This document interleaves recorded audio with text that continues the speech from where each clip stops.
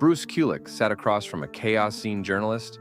The conversation had turned to Kiss Unplugged, a 1995 performance that would change everything. What was meant to be a celebration of Kiss's evolution became, for Kulick, a bittersweet turning point. "I always felt frustrated by the way the media covered it," Bruce admitted, his voice steady but tinged with disappointment. "Eric Singer and I played some of the best music of our careers that night with Gene and Paul. The energy, the arrangements, we really poured everything into it. But all anyone ever talks about is Ace and Peter coming back."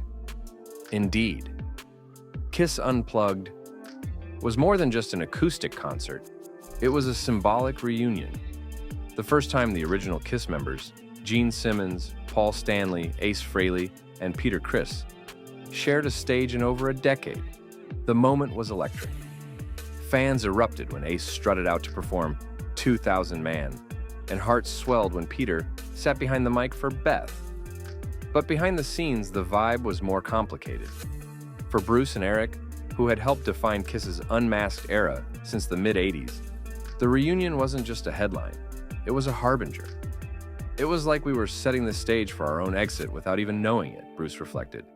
"We played together with them, 6 of us on one stage, and that part gets overshadowed. People forget that the core of that show, the body of it, was us."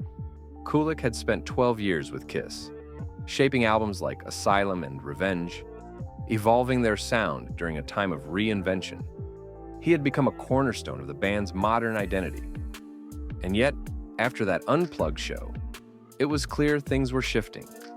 Shortly after, the band embarked on the Alive Worldwide Tour, a massive nostalgic campaign that featured only the original 4.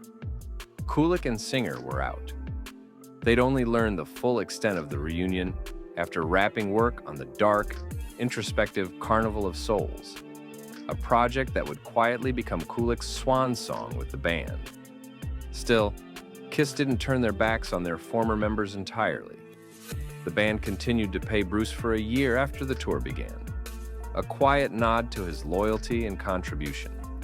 But the sting of being sidelined in the public narrative remained. "The fans know," Bruce said quietly, a small smile breaking through. "They know what we did. They remember the music, the performances, the chemistry. But when you look at the press, all it ever says is the reunion." And so, in that small studio in Los Angeles, Bruce Kulick gave voice to the forgotten side of the story. The artistry, the heart, and the quiet exit that followed a night meant to honor it all.